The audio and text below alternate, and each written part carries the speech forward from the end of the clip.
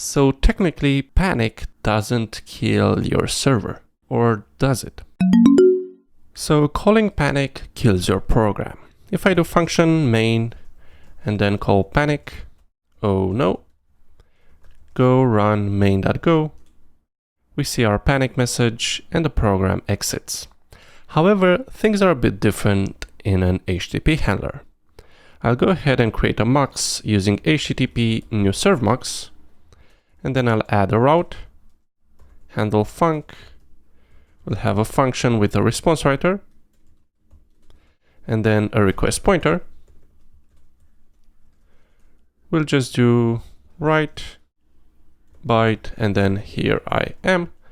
And then I'll add another route for /panic, and we'll do panic, oh no. I'll create a server, HTTP server, adder will be, let's say, port 8000, and then handler will be mux. We'll call server, listen and serve, run the program, and then I'll go ahead and make a request to the root endpoint. We'll get here I am, and then we'll call panic, and we'll see our panic message, and the connection will close, but our server is still up and running. So if I go ahead and call the root endpoint again, we still see our here I am response. So technically, panic doesn't kill your server, or does it? If I go back here and create a goroutine that panics, let's say function do something, and here we'll do panic, oh no. I'll go here and say go do something, and then restart the server. Go ahead and make the request again. So we have here I am, and then panic, oopsie daisy. We see our panic message and the program crashed. So if I go back here and say root, the connection was refused by the server, so our server is down. The lesson here is that calling panic indeed may kill our entire server, so we need to be very careful when using it. The reason why it didn't kill the server when we panicked directly in the HTTP handler is because the HTTP package has a recovery mechanism in place. So if we go ahead and visit the server.go file and look for panic or maybe recover, here it is. We have the serve function that recovers the error, logs the message, and then closes the connection. So this prevents the entire server from crashing. However, that works only for panics called directly in the HTTP handler. If you panic in a background goroutine, as we did here, it will kill your server. Now, in terms of how to handle panics such that the server doesn't crash, I like to use two approaches: a recoverPanic middleware for HTTP handlers and the wrapper function for background goroutines. The recoverPanic middleware looks something like this. I have a function, recoverPanic. This takes in the next HTTP handler and returns an HTTP handler. We do return HTTP handler func. We give it a function with a response writer and a request pointer. And then here, very importantly, we defer a function call that will call the recover function.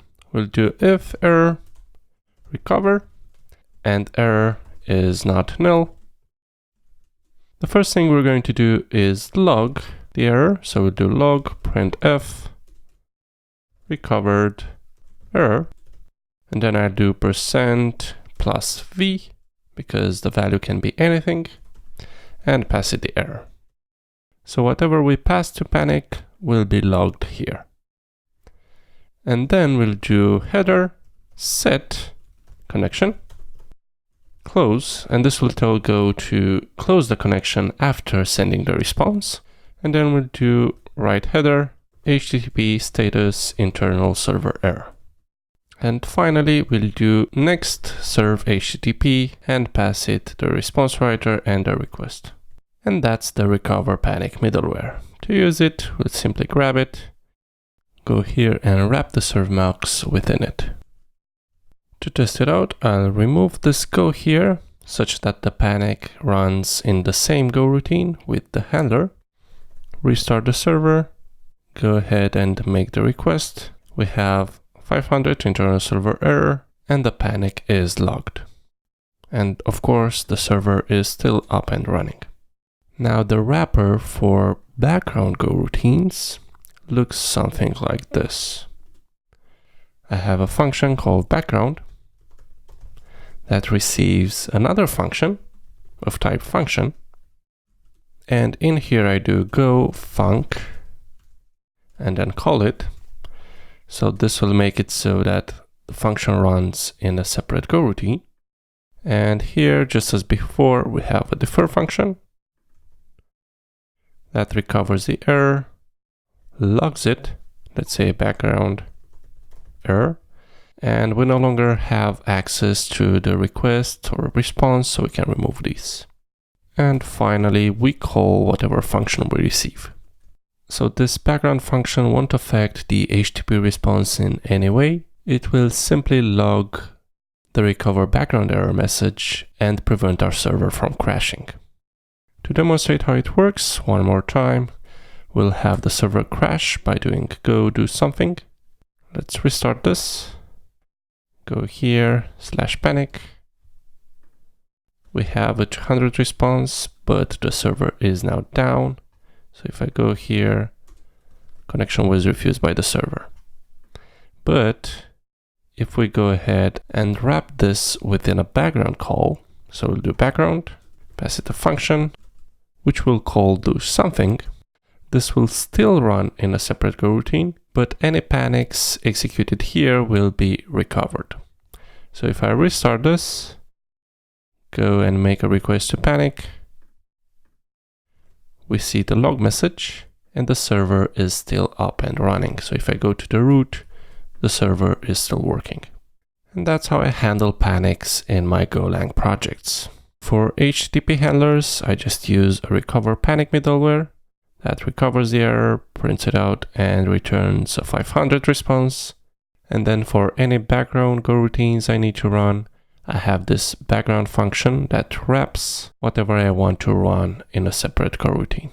If you enjoyed this video, don't forget to like it, share it, subscribe, click the bell button, all that good stuff.